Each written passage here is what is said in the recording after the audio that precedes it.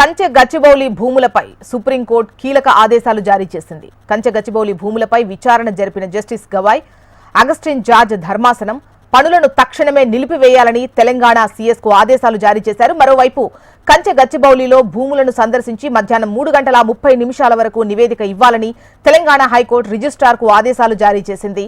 Supreme court 3:45 HCU భూములపై విచారణ జరపనున్న సుప్రీంకోర్టుల తదుపరి ఆదేశాలు వచ్చే వరకు ఎలాంటి పనులు చేపట్టొద్దని తెలిపింది. డీటెయిల్స్ మనకు ఆర్కే అందిస్తారు. ఆర్కే, సెంట్రల్ యూనివర్సిటీ భూములకు సంబంధించి ఇటు సుప్రీంకోర్టు డెసిషన్ ఇచ్చింది. మరి ప్రస్తుతానికి ఆ భూములకు సంబంధించి స్టే ఇచ్చింది. ఇది కాంగ్రెస్ సర్కార్ కు పెద్ద షాక్ అని చెప్పొచ్చు. మధ్యాహ్నం 3:45 ఇక దీనికి సంబంధించిన ఒక రిపోర్ట్ పంపించాలని చెప్పేసి కూడా పేర్కొంది.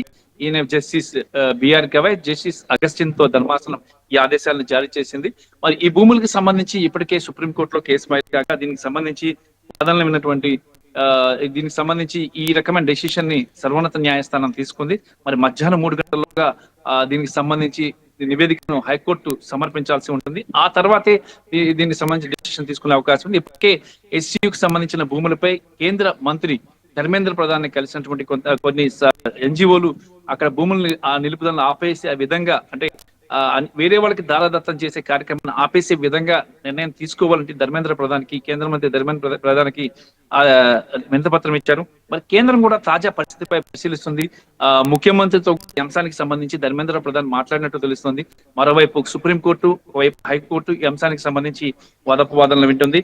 మరి గత ఏడాది ఈ భూములకు సంబంధించి ప్రభుత్వం జీవో 56 తీసుకొచ్చింది. ఆ జీవో ప్రకారం 400 ఎకరాల భూమిని టీజీఐఐసికి ఇస్తున్నట్టు పేర్కొన్నారు. ఒకవేళ అది ప్రభుత్వ భూమి అయినా సుప్రీంకోర్టు తీర్పుకి లోబడే ప్రభుత్వాలు పనిచేయాల్సి ఉంటుంది. మరి కంచె గచ్చిబౌలి భూముల వద్ద భారీగా వాహనాలు వినియోగించి చెట్లను కొట్టేసి చదును చేస్తున్నారు అని కూడా సుప్రీంకోర్టు దృష్టికి తీసుకొచ్చారు. మరి ఈ సుప్రీంకోర్టు తీర్పు ప్రకారం అయితే మాత్రం అటవీ ప్రాంతాన్ని కొట్టివేయాలి అంటే నిపుణుల కమిటీ వేయాలని ఉన్నత న్యాయస్థానానికి కూడా వివరించడం జరిగింది. మరి అక్కడ ఎలాంటి వన్యప్రాణులు లేవు, అక్కడ ఎలాంటి ఏమీ లేవు. ఇది కేవలం ఇది ఇక్కడ బీఆర్ఎస్ బీజేపీ చేస్తున్న కుట్ర అంటూ కూడా ఇటు కాంగ్రెస్ పార్టీ వాదనలు వినిపిస్తుంది. మరి ఏదేమైనా సరే ఇంత భారీ ఎత్తున 400 ఎకరాల భూముల్ని దారాదత్తం చేయడం అనేది దాన్ని సుప్రీంకోర్టు కూడా సీరియస్ గా పరిగణించింది. ఈ నేపథ్యంలో సుప్రీంకోర్టు హైకోర్టుకి ఆదేశాలు జారీ చేసింది. మధ్యాహ్నం 3:45 తర్వాత రిపోర్టుని పరిశీలించి తదుపరి విచారణ సుప్రీంకోర్టు కొనసాగించనుంది. Right RK.